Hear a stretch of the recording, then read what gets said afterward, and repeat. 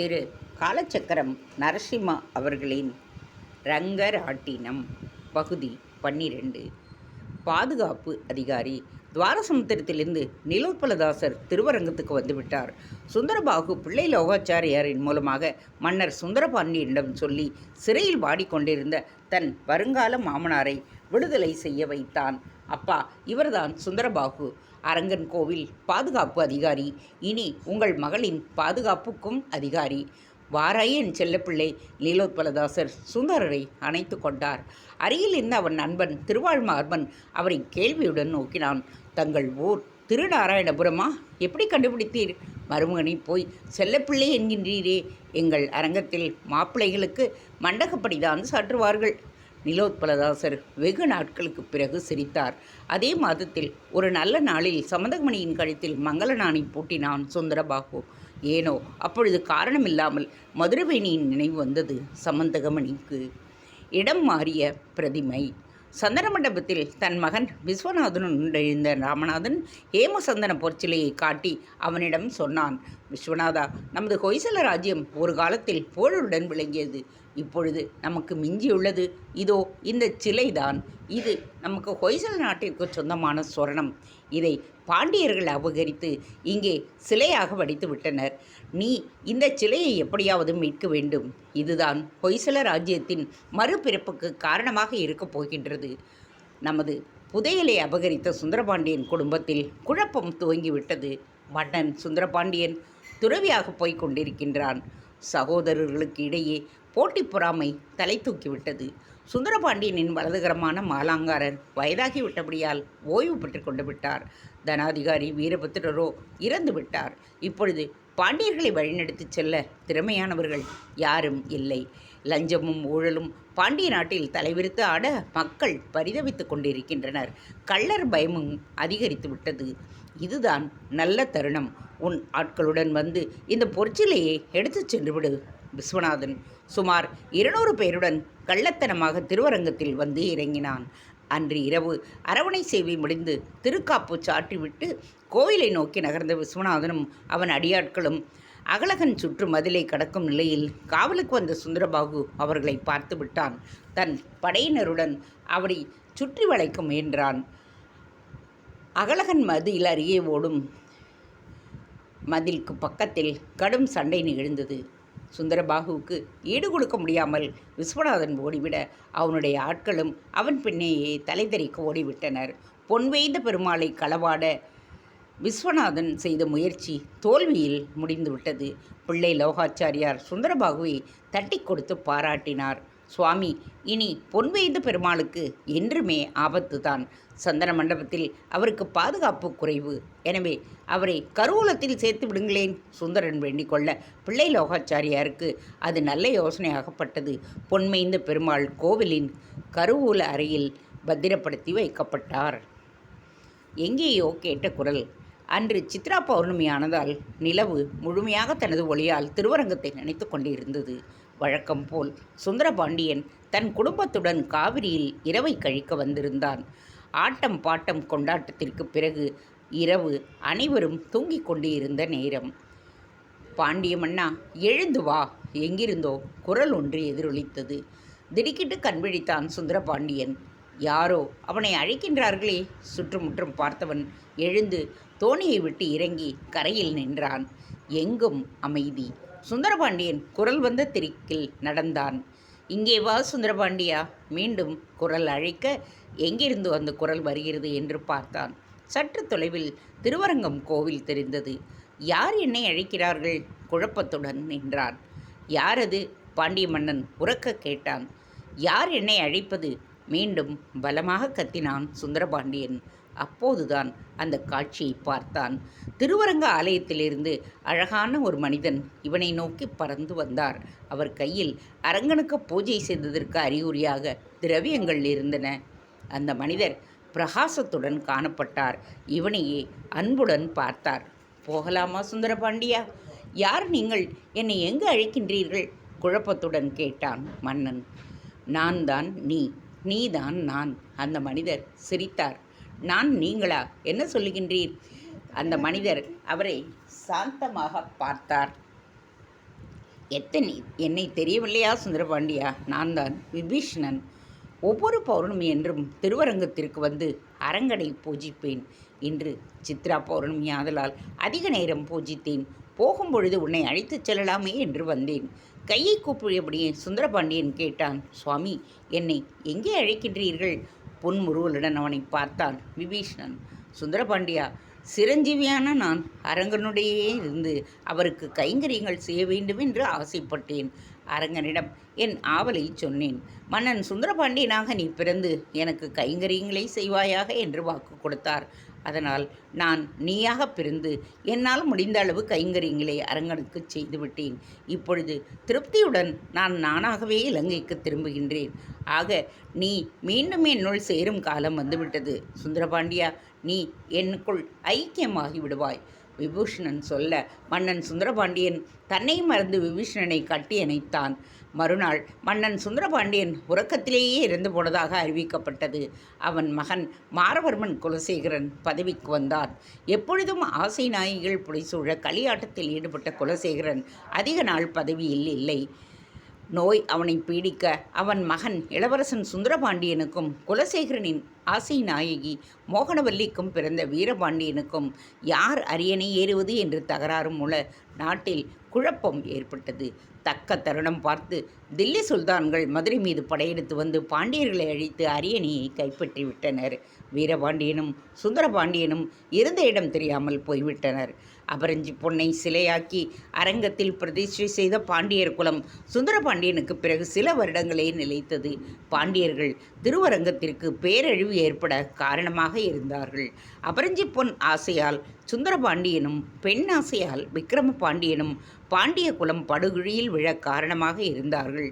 பாண்டிய குலநாசத்தோடு 5 குழி 3 வாசலின் 3ஆம் குழியையும் நாம் கடந்துவிட்டோம். மகர நெடுங்குழை காதன் பிள்ளைலோகாச்சாரியாருக்கு அன்று 100 வயது தொடங்கியிருந்தது.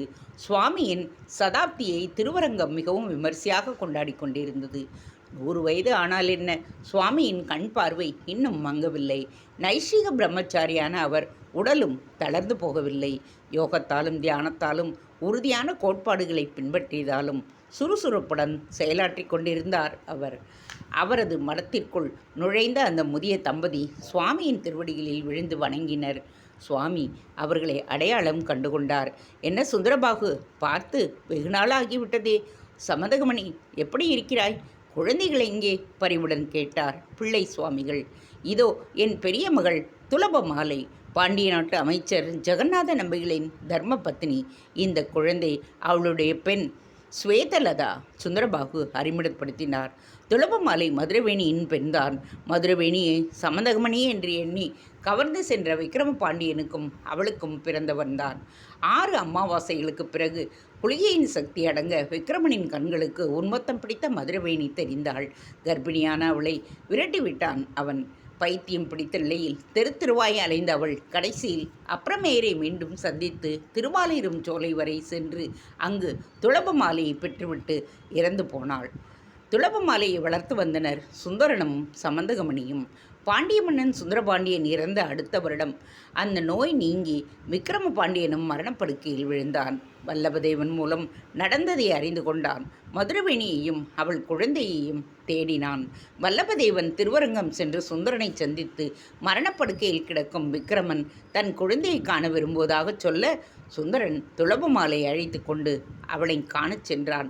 தன் மகளை பார்த்த விக்கிரமன் கண்ணீர் விட்டு அழுதான். அவளை தன் மகளாக பகிரங்கமாக அறிவித்தான்.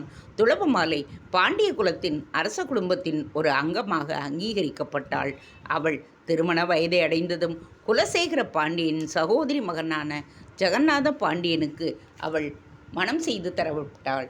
1308 குலசேகர பாண்டியனும் இறந்த பொழுது அவன் மகன் சுந்தர பாண்டியனுக்கும் அவனது ஆசை நாயகி மகன் வீரபாண்டியனுக்கும் யார் அரசாள்வது என்கின்ற பிரச்சினை எழுந்தபோது இருவரின் ஆதரவாளர்களையும் கொண்ட இடைக்கால அரசு ஒன்று அமைக்கப்பட்டது. அதில் துளபமாலையின் கணவன் ஜெகநாத நம்பி அமைச்சராக பொறுப்பேற்று கொண்டான். தில்லி சுல்தான்கள் படையெடுத்து வந்து பாண்டிய குலத்தை அழிக்க துளபமாலை தன் பெண் ஸ்வேதலதாவுடன் திருவரங்கத்திற்கு வந்துவிட்டாள். தன் காலில் விழுந்த துளபமாலை மற்றும் சுவேதலதாவை ஆசீர்வதித்தார் பிள்ளை லோகாச்சாரியார். சுவாமி, இது என் பேரன்கள். இவன் சிந்தனைக்கு இனியான், சிறியவன் மனத்துக்கு இனியான். தன் காலில் விழுந்த சுந்தரபாகுவின் பேரன்களையும் வாழ்த்தினார் பிள்ளை சுவாமிகள். சுந்தரபாகுவின் ஒரே மகனும் மருமகளும் குழந்தைகளை சுந்தரபாகுவின் பொறுப்பில் விட்டுவிட்டு ஒரு திருமணத்திற்கு செல்வதற்காக காவிரியை கடக்கும் பொழுது சுழலில் சிக்கி இறந்து விட்டனர். இப்பொழுது அந்த குழந்தைகளை சம்மதகமணிதான் வளர்த்து வருகின்றாள். புத்திர சோகத்தில் தளர்ச்சி அடைந்திருந்த சுந்தரபாகு பாதுகாப்பு அதிகாரி பொறுப்பில் இருந்து ஓய்வு பெற்றதும் திருவள்ளாறையில் வாசம் செய்கின்றார். பிள்ளை சுவாமியின் 100வது அவதார தினத்தை முன்னிட்டு அவரிடம் ஆசி பெறுவதற்காக திருவரங்கம் வந்திருக்கிறார். அனைவரும் உணவு அருந்து செல்லுங்கள். பிள்ளை சுவாமி அன்புடன் கட்டளையிட சம்பந்தமணியும் துளபமாலையும் குழந்தைகளுடன் உள்ளே சென்றனர். அவர்கள் பின்னால் சென்று சுந்தரனை தடுத்து நிறுத்தினார் பிள்ளை சுவாமிகள். சுந்தரா, உன்னிடம் ஒரு உதவி கோரப் போகின்றேன். கூறுங்கள் சுவாமி. அரங்கனுக்கு வெகு காலம் கைங்கரியம் செய்துவிட்ட உனக்கு தற்பொழுது ஓய்வு அவசியம்தான். அரங்கனின் திருவுள்ளம் வேறு மாதிரியாக இருக்கின்றது. இருப்பினும் தனது கரத்தால் அவன் தோளை ஆதூரத்துடன் பற்றினார். உனது சேவை இன்னும் அரங்கனுக்கு தேவை. இந்த கிழவனால் என்ன செய்ய முடியும் என்று நினைக்கின்றீர்கள் சுவாமி? சுந்தரபாகு சந்தேகத்துடன் கேட்டார். 70 தொட்டு நிற்கும் நீ கிழவன் என்றால் 100 பிராயத்தை எட்டி பிடித்திருக்கும் நான் என்ன? தேகத்தை வைத்தே சக்தியை எடை போடாதே சுந்தரா. உன் ஆன்ம பலத்தை முதுமை ஒருபோதும் பாதிக்காது. சொல்லுங்கள் சுவாமி. மதுரையை ஆளும் தில்லி சுல்தானியர் திருவரங்கத்தின் மீது படையெடுத்து வரப்போவதாக தகவல்கள் கிடைத்திருக்கின்றன. அவர்களுடைய குறி பொன்வேய்ந்த பெருமாள். சுந்தரபாகு திகைத்தான். கால ஓட்டத்தில் அந்த அபரஞ்சி பொற்சிலை அனைவரும் மறந்து விட்டிருப்பார்கள் என்றே நினைத்தேன் சுவாமி. இன்னும் அந்த சோமலாபுர பொன் தீர்ந்த பாடில்லையே என்று வேதனையுடன் சொன்னார். என்ன செய்வது சுந்தரா? பொன் ஆசை யாரை விட்டது? மாலிக் கஃபூர் அந்த பொன்வேய்ந்த சிலையை கவர்ந்து விடுவது என்கின்ற தீர்மானத்துடன் படைகளை திரட்டி கொண்டிருக்கின்றானாம். சரி சுவாமி, நான் என்ன செய்ய வேண்டும்? உன்னை திருவரங்கத்தின் விசேஷ அதிகாரியாக நியமிக்கின்றேன். நீ தற்பொழுது பாதுகாப்பு அதிகாரியாக இருக்கும் சுதர்சன தேவனுக்கு பாதுகாப்பு ஆலோசனைகளை வழங்குவதுடன் அடியேனுக்கும் பக்கபலமாக இருக்க வேண்டும். அப்படியே செய்கிறேன் சுவாமி. மகர நெடுங்குழைக்காதா? பிள்ளை சுவாமி அழைக்க அங்கே ஒரு வைணவர் தோன்றினார். பிள்ளை சுவாமி பதவியேற்ற அன்று நரஹரி சுவாமிக்கு பால் கொண்டு வந்து கொடுத்த அதே சிறுவன்தான் இப்பொழுது பெரிய திருமால் அடியாராகிவிட்டான். சுந்தரா, எனது மூளையாக செயல்படுபவன் இந்த மகர நெடுங்குழைக்காதன். இவன்தான் தற்பொழுது இந்த மடத்திற்கும் கோவிலுக்கும் பாலமாக இருந்து எனது ஆணைகளை நிறைவேற்றி வைக்கின்றான். தன்னை நோக்கி கைகூப்பிய மகர நெடுங்குழைக்காதரை அன்புடன் ஏறிட்டான் சுந்தரபாகு. கொள்ளை போனது கருவூலம். மாலிக் கஃபூரின் படைகள் திருவரங்கத்தின் உள்ளே நுழைந்து தன் குதிரையை நேராக கோவிலின் கருட மண்டபம் வரை செலுத்தி கொண்டு வந்தான் மாலிக் கஃபூர். பொதுமக்களை அதிகம் அவன் துன்புறுத்தவில்லை. அவர்கள் கோவில் கருவூலத்தை மட்டும் குறிவைத்து முன்னேறினர். கோவில் அதிகாரிகள் கைது செய்யப்பட்டு அவர் முன் வரிசையாக நிறுத்தப்பட்டனர். கருவூலத்தின் சாவி எங்கே? அதிகாரத்துடன் கேட்டான் மாலிக் கஃபூர். தன் முன் நீண்ட திறவுகோலை தன் படைத்தளபதியிடம் தூக்கேறிய கோவிலின் கஜானா திறக்கப்பட்டது. அதிலிருந்த அரங்கனின் திரு ஆபரணங்கள் கொள்ளையடிக்கப்பட்டன. கஜானாவின் ஒரு மூலையில் வைக்கப்பட்டிருந்த பொன்வேய்ந்த பெருமாள் சிலையின் மீது படைத்தளபதியின் பார்வை பதிந்தது.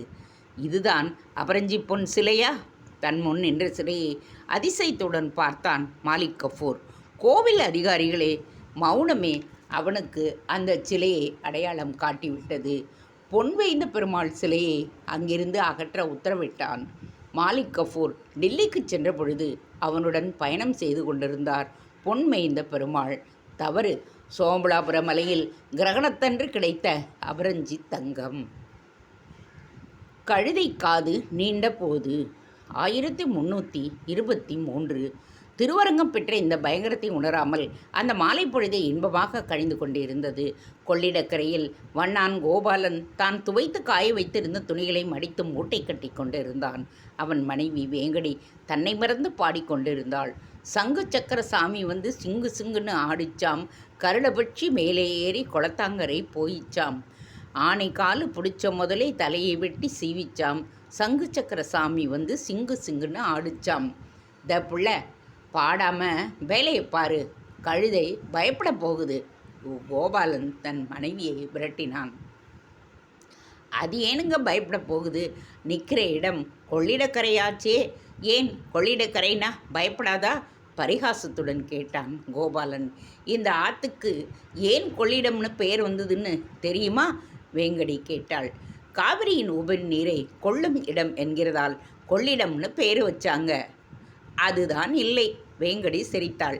இந்த ஆத்தை கடந்தா தன்னை மனுஷன் புரிஞ்சு கொள்ளும் இடம், அரங்கனை உணர்ந்து அவன்கிட்டே பக்தி கொள்ளும் இடம், அரங்கன் அவனை ஆட்கொண்டு தன்கிட்டேயே சேர்த்து கொள்ளும் இடம், இத்தனை கொள்ளும் இடங்கள் இங்கே இருக்கிறதாலே இந்த ஆத்துக்கு கொள்ளிடம்னு பெயரை வச்சுட்டாங்க.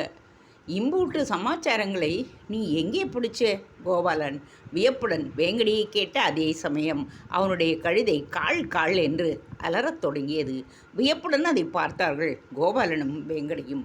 அந்த கழுதையின் காது விரைத்து நேராகி நின்றது. வேங்கடி திகைத்தாள். ஏனுங்க, நம் கார்மேகத்தோட காதுகளை பாருங்க, நட்டுக்குன்னு நிற்கிது. அதுதான் பாட்டு பாடாதுன்னு அப்போவே சொன்னேன்ல, கேட்டியா? கேலியுடன் சொன்னான் கோபாலன். அட சும்மா இருங்க, கழுதை காது நட்டுக்குன்னு நின்னா ஆபத்து வரப்போகுதுன்னு சொல்லுவாங்களே. அட நீ வேற, தொலைவிலே வர்ற சத்தத்தை கேட்கறதுக்குத்தான் கழுதை காதை உயர்த்துமாம். ஆபத்துக்கு அந்த பக்கமா என்னவோ நடக்குது, இரு வருகிறேன். கோபாலன் கடகடவென்று அங்கிருந்து மரமொன்றின் மீது ஏறி கொள்ளிடத்தின் அக்கறையை பார்த்தான். அங்கே அவன் கண்ட காட்சி அவன் இரத்தத்தை உறைய வைத்தது. அவசர அவசரமாக மரத்தில் இருந்து இறங்கியவன் வேங்கடியை பார்த்தான். புள்ளே, நீ சொன்னது நிஜம்தான். திருவரங்கத்துக்கு பேராபத்து வந்துக்கிட்டு இருக்கு. நீ துணிகளை எடுத்துக்கிட்டு வீட்டுக்கு போ, நான் போய் மடத்து சுவாமியை பார்த்துட்டு வந்துடுறேன். கோபாலன் சிட்டாய் பறந்து ஓட வேங்கடி பரபரப்புடன் துணிகளை சேகரிக்கத் தொடங்கினாள். டில்லிக்கு ராஜா உலுக்கான் தன் துணை தளபதி அப்சல் ஃபைசலுடன் கடுமையாக பார்த்தான். அப்சல், இந்த முறை நாம் ஏமாறப் போவதில்லை.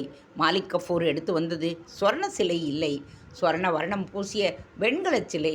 ஆக கோவிலில்தான் அந்த அபரஞ்சி பொற்சிலை பாதுகாக்கப்பட்டு இருக்கின்றது. எப்படியாவது அதை தேடி கண்டுபிடித்து விட வேண்டும். ஹுசூர், திருவரங்கம் மிகப்பெரிய கோவில் என்று கேள்விப்பட்டிருக்கிறேன். அதில் நிறைய சிலைகள் உள்ளன. பொற்சிலையை எப்படி கண்டுபிடிப்பது? மேலும் அவகாசம் நமக்கு குறைவாகத்தான் உள்ளது. தற்பொழுது தில்லியில் தங்களுக்கு ஆதரவான சூழ்நிலை நிலை வருவதாக கூறுகின்றனரே, தாங்கள் அங்கே இருக்க வேண்டாமா? வேண்டும் அப்சல். சாதாரண படைத்தலைவனாக இருக்கும் நான் முகமது பின் துக்ளக் என்கின்ற பெயரில் தில்லியில் சுல்தானாக பதவி ஏற்க வேண்டும் என்கின்ற என் கனவை நனவாக்கும் பொருட்டு அல்லும் பகலும் பாடுபட்டு வருகின்றேன். என் பக்கம் தில்லியை வளைக்க நிறைய பொருள் செலவாகும். அதற்காகத்தான் நாளை காலை திருவரங்க கஜானாவை கைப்பற்றப் போகின்றோம். கண்களில் வெறியுடன் கொள்ளிடத்திற்கு அப்பால் தெரிந்த திருவரங்கத்தை பார்த்தான் உலுக்கான். பிள்ளையானாலும் ஆண் பிள்ளை. அரங்கன் பன்றிமேட்டாழ்வான் சந்நிதிக்கு எழுந்தருளி இருந்தான். அங்கு அவனுக்கு திருமஞ்சனம் நடைபெற்று கொண்டிருந்தது. தனது தள்ளாத வயதிலும் அந்த வைபவத்தை காண வந்திருந்தார் பிள்ளை லோகாச்சாரியார். ஒருபுறம் சுந்தரபாகுவும் மற்றொரு புறம் மகர நெடுங்குழை காதனும் நிற்க உற்சவ நிகழ்ச்சிகளை மேற்பார்வையிட்டு கொண்டிருந்தார். அலறி அடித்து கொண்டு அங்கே வந்த கோபாலன் விளாஞ்சோலையார்தான் கவனித்தார். என்ன கோபாலா, என்ன விஷயம்? சுவாமி, பேராபத்து. தில்லி சுல்தானிய படைகள் கண்ணனூரில் முகாமிட்டிருக்கின்றன. நாளை காலை அவர்கள் திருவரங்கத்தை சூறையாடப் போவதாக தெரிகின்றது.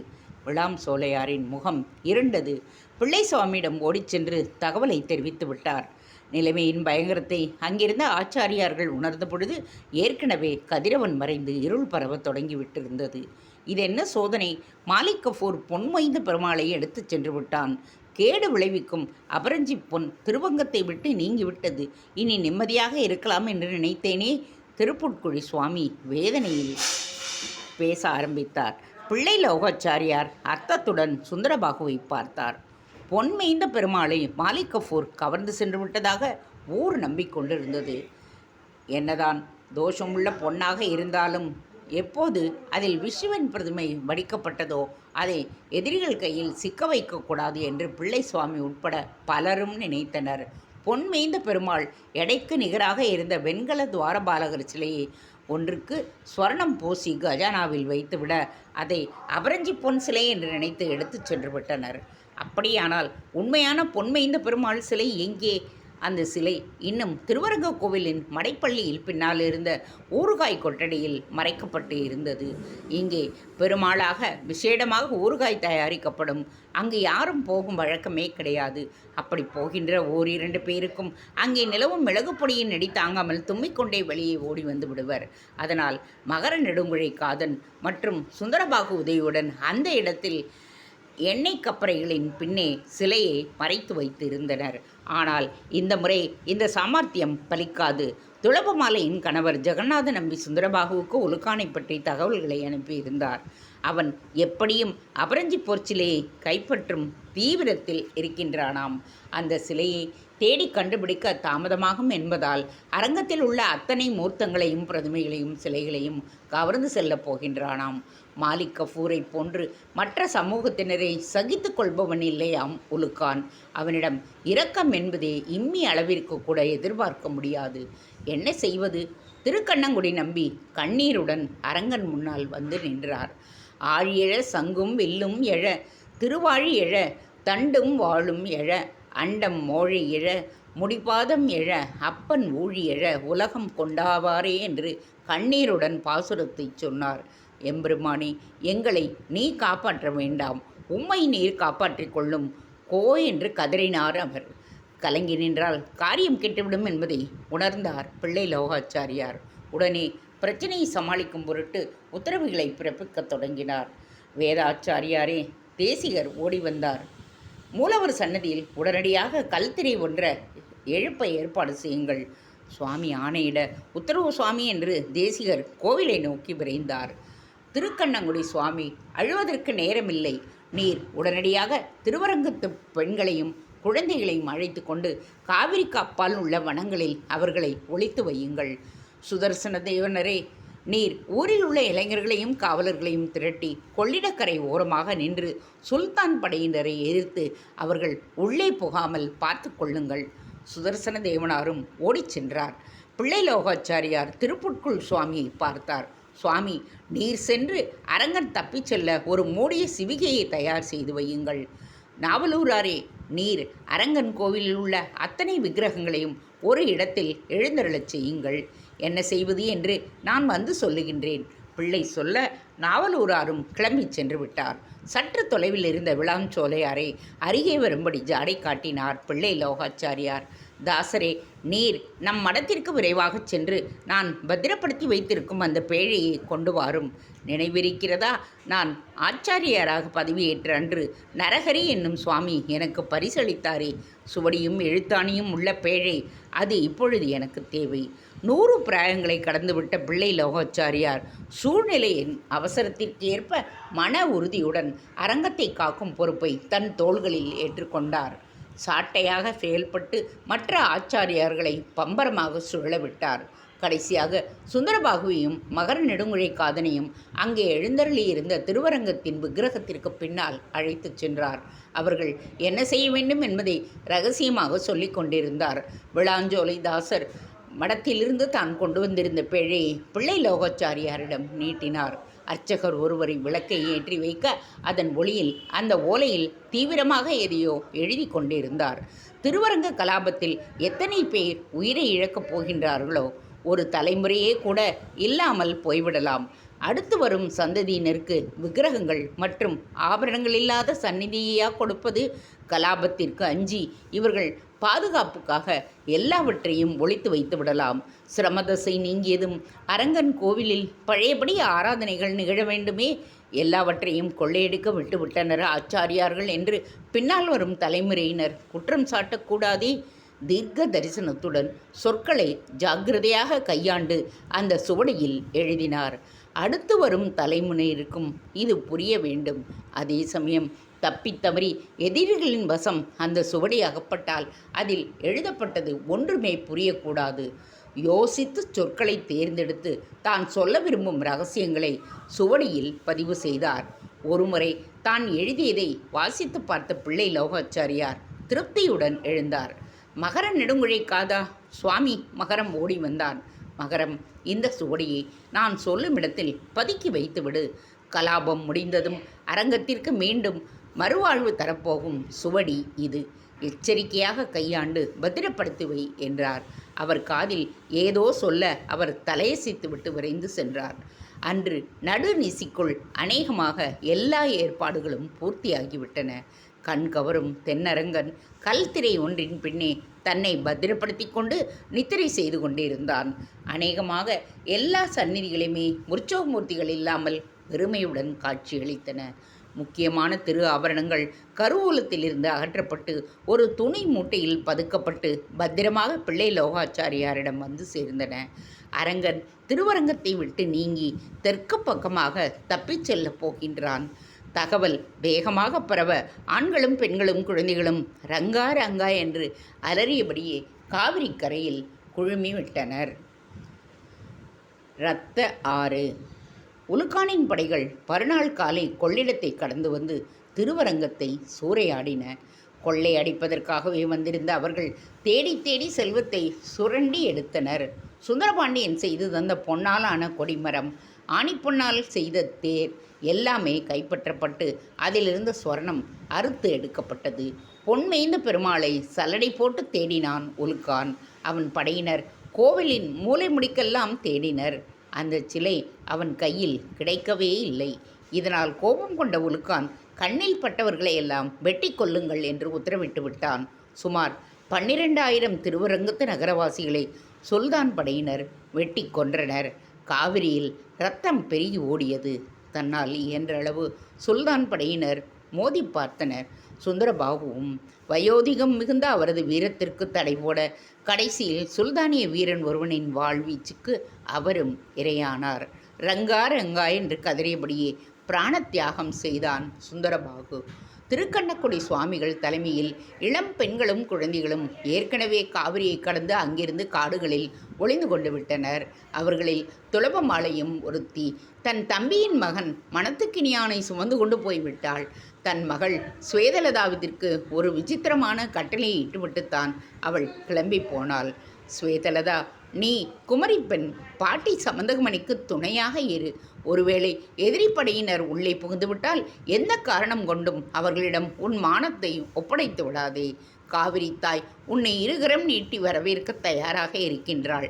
நீ அவளிடம் உன்னை ஒப்படைத்து விடு. பாக்கியம் இருந்தால் நாம் பரமபதத்தில் சந்திப்போம் என்று சொல்லியிருந்தாள். சுந்தரபாகுவின் மரணச் செய்தியை கேட்டவுடன் சமந்தகமணி தலைமையில் பெண்கள் சிலர் காவிரியை நோக்கி நடந்தனர். ஸ்வேதாவும் அவர்களுடன் சென்றாள். காவிரி ஆற்றில் இறங்கிய அவர்கள் திருவரங்கன் கோவில் இருந்த திசையை பார்த்தபடியே நின்றனர். அரங்கா, பூலோக வைகுண்டத்தில் வாழும் பேற்றை எங்களுக்கு கொடுத்தாய். இனி நித்தியசூரிகள் நாடாக உனது பரமபதத்தில் வாழும் பேற்றையும் அளிப்பாய் என்று கூறியபடி அனைவரும் தண்ணீரில் மூழ்கத் தொடங்கினர். சமந்தகமணி இன்னும் கண்மூடி பிரார்த்தனை செய்து கொண்டிருந்தாள். தந்தை சொன்னது போல் செல்லும் இடத்திலெல்லாம் அழிவை உண்டு பண்ணுகிறது இந்த அபரஞ்சி பொன். அரங்கா, இந்த தோஷமுள்ள பொன்னின் பயணத்தை நிறுத்தி அதை ஒழித்து விரைவில் பரதகண்டத்தில் அமைதியை நிலைநாட்டச் செய்வாயாக. எனக்கு மோட்சம் வேண்டாம். நானும் என் கணவரும் மீண்டும் திருவரங்கத்திலேயே பிறந்து உனக்கே கைங்கரியங்கள் செய்ய வேண்டும்.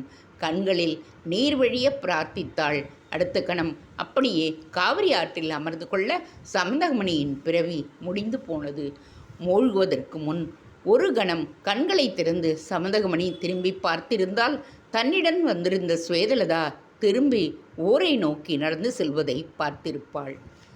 தேங்க்ஸ் ஃபார் வாட்சிங். Please subscribe.